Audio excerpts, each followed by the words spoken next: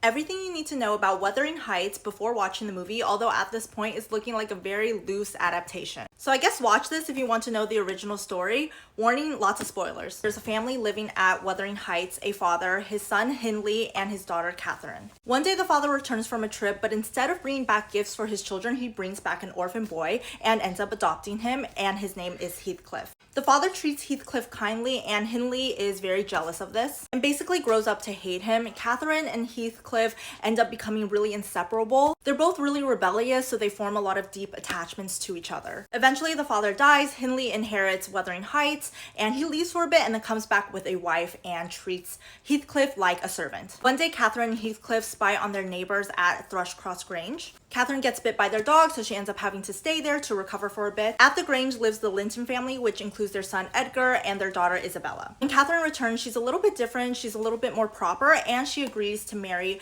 Edgar Linton, even though her and Heathcliff have this almost unhealthy obsession with each other. Heathcliff overhears her say it would degrade her to marry him, so he ends up running away. Catherine marries Edgar and moves into Thrushcross Grange. Meanwhile, her brother Hindley has a son named Hareton, but after his wife dies, he gets into drinking and runs into some money problems. Years later, Heathcliff is back, mysteriously wealthy now, and wants revenge.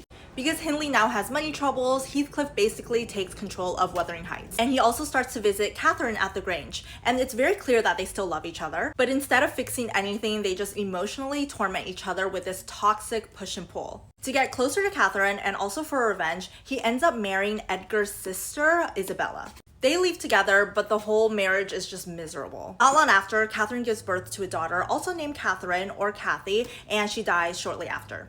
Isabella eventually escapes Heathcliff and gives birth to a sickly son named Linton Heathcliff. She raises him away from Heathcliff, but when she ends up dying, Heathcliff takes the boy back. By this point, Heathcliff has taken full control of Wuthering Heights. Hareton, Hindley's son, still lives there, but is basically treated pretty poorly by Heathcliff. Years later, young Kathy, the daughter, is pretty curious about Wuthering Heights, and so she sneaks off and ends up meeting her cousins. Her cousins being Hareton and Linton, although she had previously met Linton already once. She starts forming a relationship with Linton, but basically Heathcliff manipulates the entire situation and forces her to marry him.